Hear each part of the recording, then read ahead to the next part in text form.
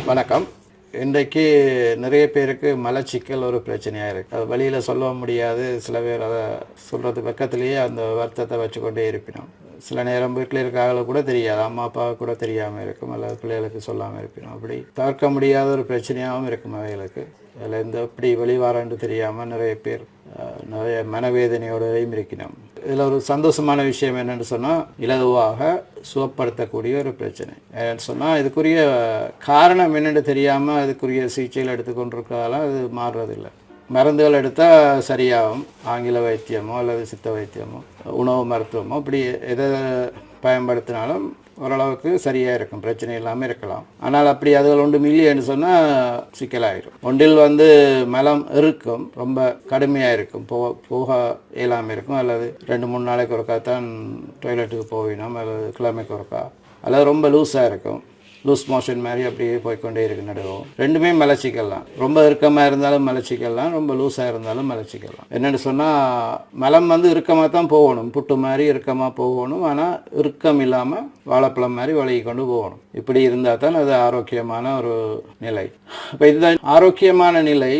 மாறுறதுக்கு காரணம் என்னென்னு சொன்னால், நாங்கள் கையை மடித்து வச்சுக்கொண்டு நித்திரை கொள்கிற நேரம் இந்த கை இப்படி மடிபட்டுன்னு சொன்னால் மலச்சிக்கல் வரும். இது எல்லாருக்கும் வாரதண்டி இல்லை, ஆனால் கூடுதலான நேரம் இப்படி மடித்து வச்சு கொண்டு படுக்கிற அளவுக்கு வரும். இப்போ கொஞ்சம் நேரம் மடிச்சுட்டு அப்புறம் கையை நிமித்திட்டா வராது. அல்லது இப்படி நெஞ்சில் வச்சுக்கொண்டே நித்திர கொண்டாலும் மலச்சிக்கல் வரும். மொத்தமான நாட்கள் வயிற்றில் கை வச்சுருந்தாலும் மலச்சிக்கல் வரும். ஏன்னா இந்த கை நீங்கள் பார்க்கணும் எவ்வளோ மடிப்படுது. இப்படி இருந்தால், இந்த கை இப்படி இருந்தால் பிரச்சனை இல்லை.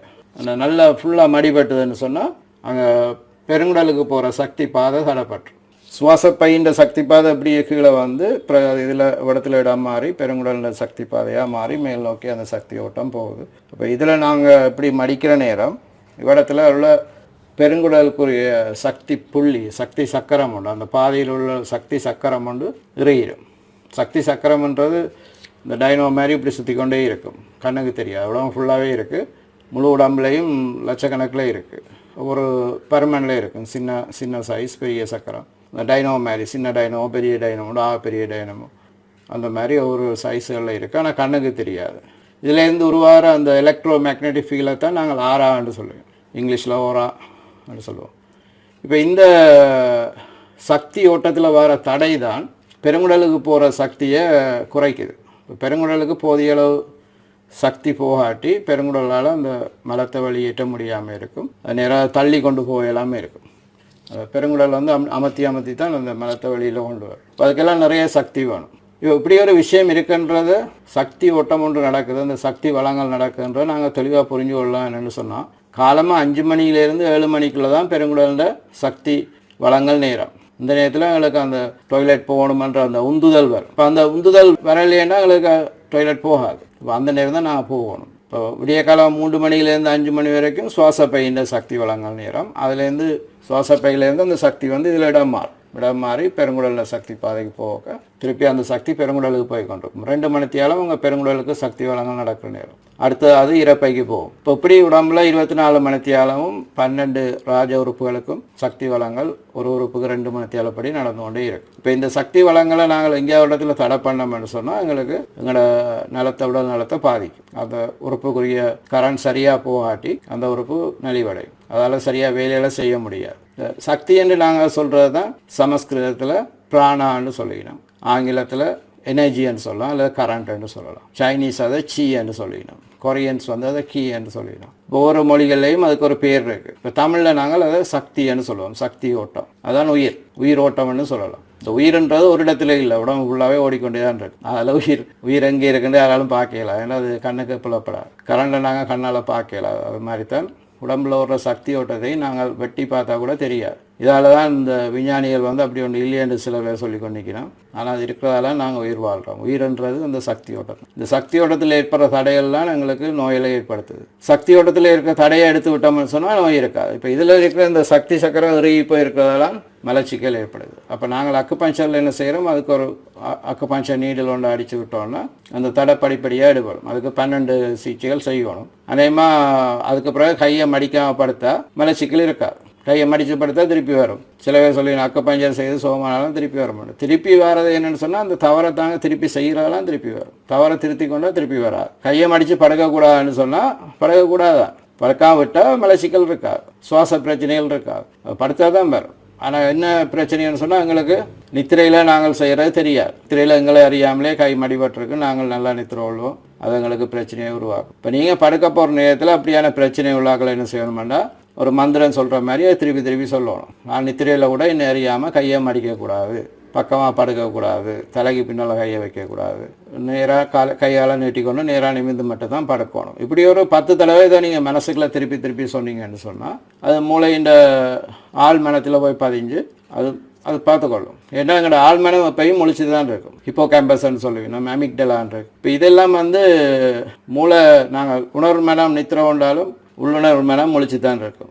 அது பார்த்துக்கொள்ளும் வேலையை. நாங்கள் சொல்லிட்டோம்ல எங்களோட ஆழ்மனத்துக்கு, அது நாங்களை அப்படி படுக்க விடாது. நீங்கள் கையை மடித்து படுத்தாலும் உங்களே அறியாமலே கையை நிமிர்ந்து படுக்க வைக்கும். இதை நாங்கள் சொல்லணும். சொல்லாமல் அலட்சியமாக இருந்தால் அது நடக்காது. ஏன்னா நாங்கள் விரும்பினா தான் அதை சொல்லுவோம். இப்போ எங்களுக்கே விருப்பம் இல்லைன்னா ஆழ்மனமாக செயல்படுத்த போகிறே இல்லை.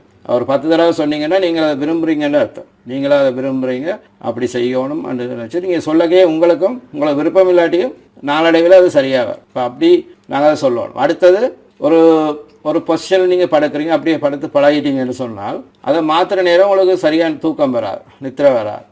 அதோட நித்திரை இல்லாமலும் சில பேர் தவிச்சு கொண்டு இருப்போம். அப்படியே நாங்கள் என்ன செய்யணும், முதல்ல நல்லா ஆழமாக சுவாசிக்க பழகணும்.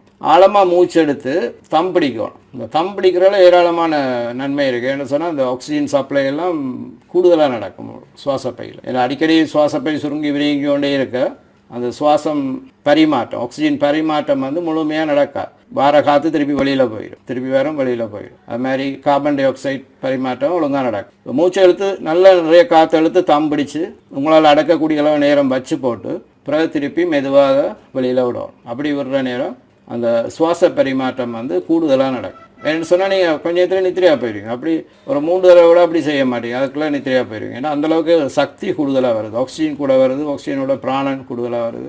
அதால் நீங்கள் வேகமாக நித்திரையை போயிடுவீங்க, உங்களை அறியாமல் நித்திரையாக போயிடுவீங்க. முதல்ல ஒருக்கா நல்லா ஆழமாக மூச்சு எடுத்து தம்படிச்சு மெதுவாக விடணும். அதுக்கு பிறகு சாதாரண மூச்சு ஒரு 2-3 நேரம் விட்டுட்டு பிறகு திருப்பி ஒருக்கா எடுத்து தம்பிடிக்கணும். பிறகு நார்மல் மூச்சு ஒரு 3-4 நேரம் விட்டுட்டு பிறகு திருப்பி ஒருக்கா தம்பிடிக்கணும். இப்படி செய்தோன்றிருக்கே நித்திரையாக போயிடுவீங்க. இலவான ஒரு வழி, நித்திரை வரலேண்டு ஸ்லீப்பிங் டேப்லெட்டை போட்டு உடம்பு பழுதாக்காமல். ஸ்லீப்பிங் டேப்லெட்டை நீங்கள் போட்டிங்கன்னா நீங்கள் நித்திரை விடுறதில்ல, நீங்கள் மயக்கத்தில்தான் இருப்பீங்க, உடம்பு ரிலாக்ஸ் ஆகாது. அது உங்களை மயக்கத்தில் வச்சுருந்து போட்டு விடிய எழும்பாக்க நீங்கள் அப்படி எழும்புவீங்க. ஆனால் உடம்புல சரியான ரிப்பேரிங் திருத்தங்கள் ஒன்றும் நடந்திருக்காது. அப்போ அந்த நித்திரை குளிசையை போட்டு நித்திரை விடுறதுன்றது உங்களோட உடம்பை தொடர்ச்சியாக பாதிக்கும். அப்படியான வேலைகளை செய்கிறேன் பார்க்க இது இலவாக நீங்கள் செய்யக்கூடியது. செய்து பாருங்கள், உங்களுக்கு தொடர்ச்சியாக நீங்கள் அப்படி செய்து கொண்டு வர நல்ல நித்திரையெல்லாம் வரும். நன்றி, வணக்கம்.